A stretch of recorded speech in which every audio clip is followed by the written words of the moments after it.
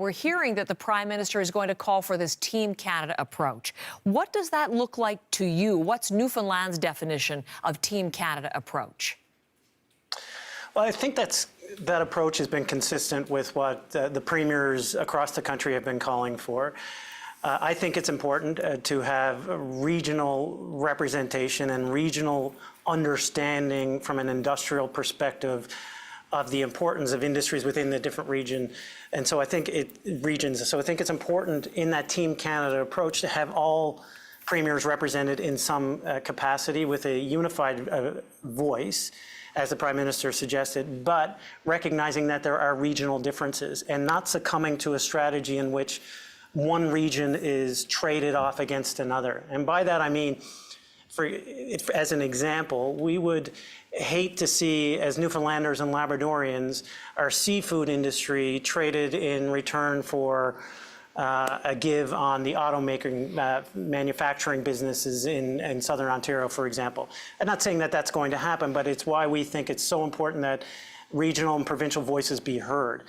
In addition to that, the premiers bring their own relationships to the table. For example, I've been communicating already with New England governors about the impact that these tariffs would have on them and on their citizens, to ensure that they understand what the president is saying and the impacts that exist both in the economic environment on both sides of the environment, but specifically to families and communities of the citizens that they represent. So, keeping the regional focus, 2/3 of the seafood industry in your province does go to the United States, I know.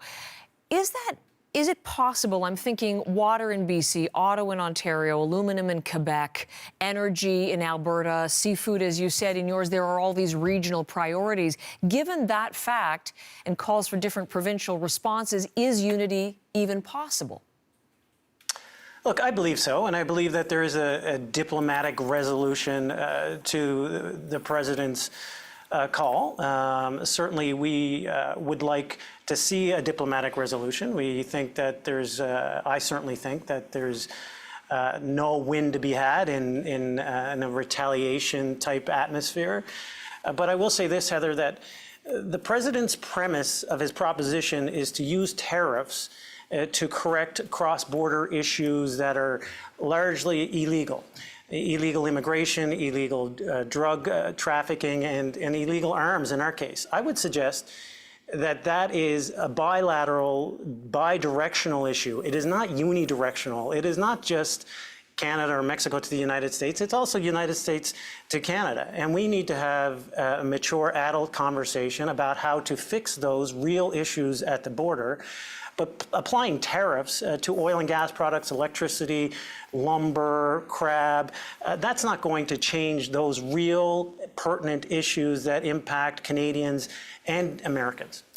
And in terms of using tariffs in this way, it's been interesting to read today a number of media reports looking at the fact that American consumers could end up paying the price for all of that. And there's a lot of discussion about how, gas, produce, alcohol, cars, seafood, as you said, could end up being a lot more expensive to Americans. And I'm wondering if you think it could be a persuasive argument for a president who was elected on a campaign promise of lowering costs, not in fact raising them. Well, certainly I hope that it can be the essence of changing this conversation. And it is how I approach New England governors. For example, the governor of Massachusetts I chatted with yesterday, and I said, I hope you understand that this implies, presumably, that electricity and energy sources heading to your state will now have a 25% tariff. So we produce electricity here in Newfoundland and Labrador, and it goes through Quebec into Massachusetts. I'm pretty sure that the people of Boston don't want to wake up on January 22nd to see a significant increase in their electricity bills. I'm also confident that in our oil and gas industry, that they don't want to see a significant rise at the pumps. We export approximately 50% of our oil and gas products to the United States. If you slap a 25% tariff on that, that will definitely have an impact to families, communities, especially at the pumps. And I'm sure that Americans will not tolerate a sudden increase in their electricity bills in their gas bills, and their overall energy bills and consumption. In making that argument, what tone should Canada use? How aggressive should Canada be? Well, look, I think that we have to take an approach of being willing and wanting to work with the Trump administration. But I also think that we have to have the courage as leaders to stand up for what's right, for what's just, and for what's fair for workers in Newfoundland and Labrador and across Canada. And you mentioned it's a no-win situation in terms of retaliation, retaliatory tariffs. Some have raised this as a plan B or a consequence down the line. Where do you fall on all of this? As happened in the last Trump administration, what do you think in terms of retaliatory tariffs? I think they should be held as a measure to use if required.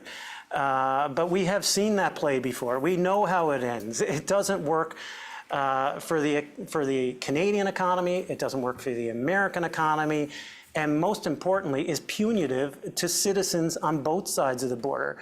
We can talk in academic terms about the economic metrics and indicators on both sides of the border, but tariffs like this will directly impact families, will directly impact their purchasing power, will directly impact what they're paying for goods. And I think we can't lose sight of that pertinent, saleable fact for Americans as we advance this conversation. Because the economic indicators are important. Obviously, we all understand those.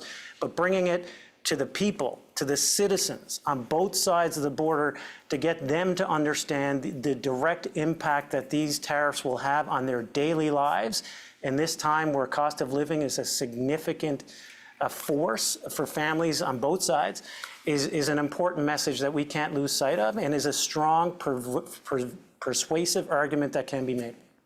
And just before I let you go, as you've mentioned the stakes for Americans and American families and consumers, just help us understand the facts that you're coming to the table with. Other colleagues, Wab Kinew has said there would be a recession. Other premiers have called it devastating to their provincial economies. If this goes through at this surprisingly high 25% level, what would the impact be on the economy of Newfoundland and Labrador? Oh, it would be devastating. If you take, for example, the seafood industry, as you suggested, 60 to 80% of our seafood is exported to the United States.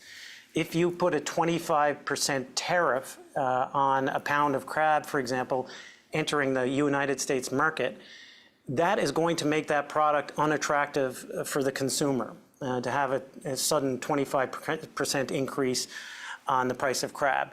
The upstream impact of that to Newfoundland and Labrador is not just the processor who's selling that to the United States. It's the fish harvester, it's the plant worker, it's the truck driver, it's the small communities, the heart and soul of Newfoundland and Labrador that will bear the burden of this incredibly punitive, myopic tax, or tariff, sorry.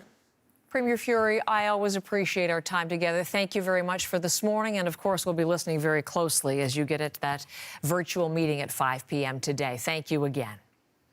Thanks very much, Heather.